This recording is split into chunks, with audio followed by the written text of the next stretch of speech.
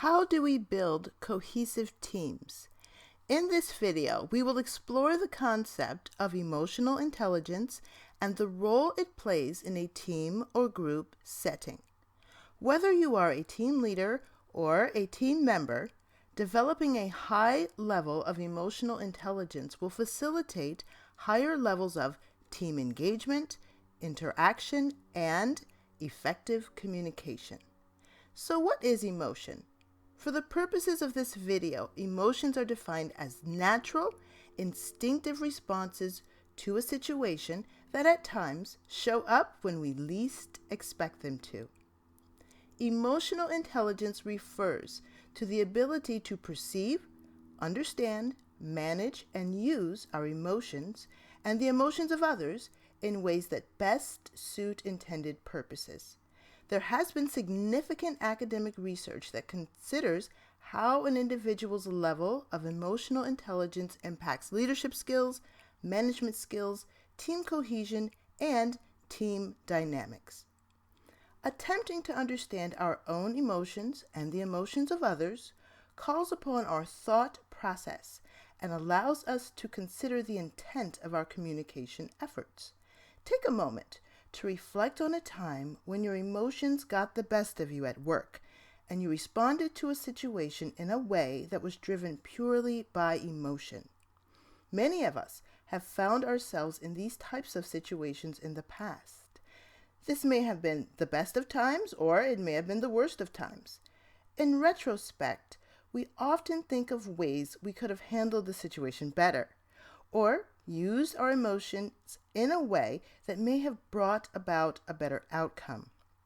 Reflecting in this way provides us with the freedom and creative space to come up with innovative solutions to problems. So the next time we find ourselves consumed with emotion, or we perceive others to be consumed by emotion, we handle things better.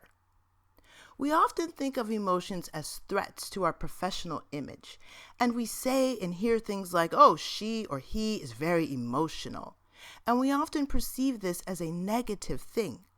As a young professional, I can remember being told by my first manager that emotion has no place in a professional setting. The fact is that we as humans have emotions, and it is difficult at times to control or turn these emotions on and off. In a group or team environment, team or group members may express emotions in ways that are difficult for others to understand. Today's organizations exist on a global landscape, and often we work with people who come from different backgrounds, different cultures, and have different experiences that have made them who they are today. I suggest rather than thinking of emotions as good things or bad things in a professional setting, we acknowledge that our own emotions, as well as the emotions of others, are vulnerable at work. This allows us to move past the urge to judge ourselves and others based on a less than optimal display of emotion.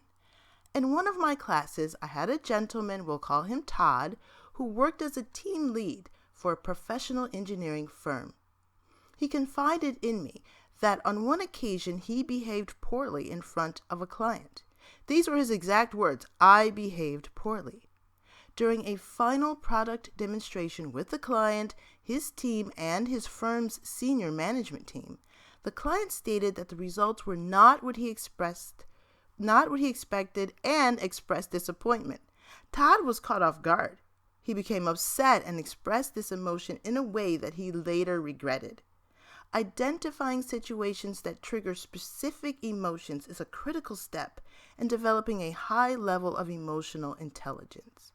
In Todd's case, an unanticipated response from his client, combined with the fear of looking bad in front of his senior management, triggered an unfortunate emotional response. For some of us, there are signs that we are close to a natural, instinctive emotional response. Upon reflection, Todd remembered the feelings he experienced right before his outburst. He remembered he was frowning, and his neck felt hot as he became increasingly agitated as the meeting progressed. In this case, these were the warning signs. Warning signs may be different for each individual. Identifying these warning signs are another critical step in developing our emotional intelligence. Like many of us, Todd had clocked long hours working on this project, both in the office, at the client site, and at home. He missed a planned family vacation and several of his young son's hockey games. He was stressed, and his stress level probably contributed to his emotional state at the time. It is important to find ways to diffuse stress regularly so that it doesn't build to dangerous levels.